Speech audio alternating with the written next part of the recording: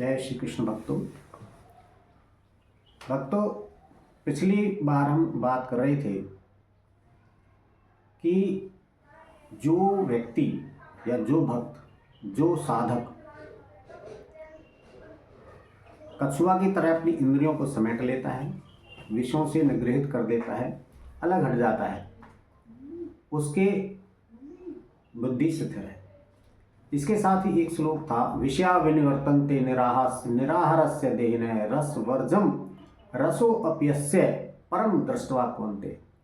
तो इसका अर्थ ये था कि जो इंद्रियों के द्वारा विषयों को ग्रहण नहीं करता, उसके विषय निवृत्त हो जाते हैं, परंतु आसक्ति निवृत्त नहीं होती है। लेकिन जो परमात्मा का साक्षात्कार कर लेता है, जो स्थिर बुद्धि पुरुष हो जाता है, उसकी उन विषयों में आसक्ति भी समाप्त हो जाती है। अब अगर विषय निवृत्त हो गए और विषयों में आसक्ति समाप्त नहीं हुई, तो उसका क्या प्रभाव होता है? तो उसका प्रभाव बताया श्री कृष्ण जी ने। वो कहते हैं इंद्रियां बड़ी प्रबल हैं, अगर आसक्ति नष्ट नहीं होगी तो फिर इंद्रियां तुम्हें खींच ले जाएंगी। वो कहते हैं यत तो ह्रापि कौन्तेय पुरुषस्य विपश्चितः इंद्रियाणि प्रमाथीनि हरन्ति प्रसवम मनः। यत तो यतन करते हुए,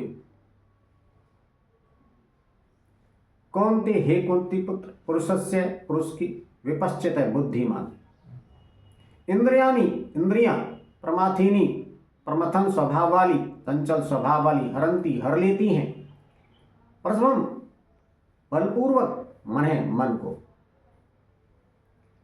तो कहते हैं कि जिसकी आसक्ति समाप्त नहीं होती है, उसको उस बुद्धिमान पुरुष, यतन करते हुए बुद्धिमान पुरुष के भी मन को बलपूर्वक हर लेती हैं ये चंचल स्वभाव वाली इंद्रियां। तो अगर आसक्ति नष्ट नहीं होगी तो इंद्रियां इतनी प्रबल होती हैं कि कोई बुद्धिमान पुरुष कितना ही यत्न कर रहा हो, उसके मन को ये बलपूर्वक हर लेती हैं। तो ये नुकसान होता है। अगर हम विषयों में से आसक्ति को नष्ट नहीं करेंगे तो इंद्रियां बलपूर्वक हमारे मन को हर लेंगी और हमारा पतन हो जाएगा। फिर उन्होंने क्या कहा है, वो आगे कहते हैं कि भाई ये तो बलपूर्वक हर लेती हैं, फिर क्या किया जाए? तो आगे श्लोक में उन्होंने कहा है, तानि सर्वाणि संयम में युक्त है आसीत मत पर है, वसे ही यस्य इंद्रियाणि तस्य प्रज्ञा प्रतिष्ठिता।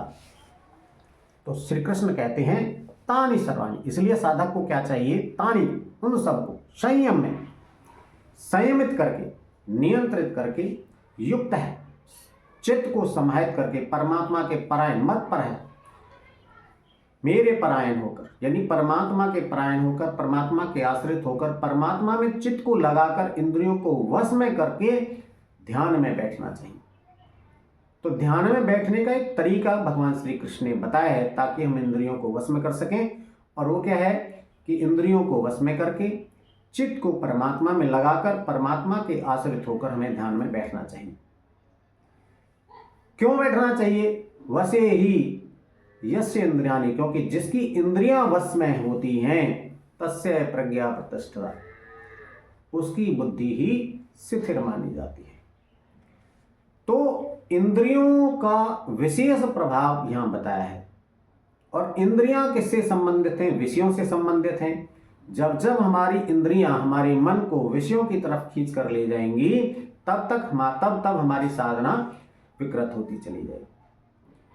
तो इसमें श्री कृष्ण ने कहा है कि अगर आप चाहते हैं कि बुद्धि स्थिर हो, तो उसके लिए एक बहुत छोटी सी बात उन्होंने कही है कि इंद्रियों को वश में करके, परमेश्वर में ध्यान को लगाकर, चित्त को लगाकर, उनके आश्रित होकर ही ध्यान में बैठना चाहिए। इंद्रियां वश में हो जाएंगी और बुद्धि स्थिर हो जाएगी। जय श्री कृष्ण।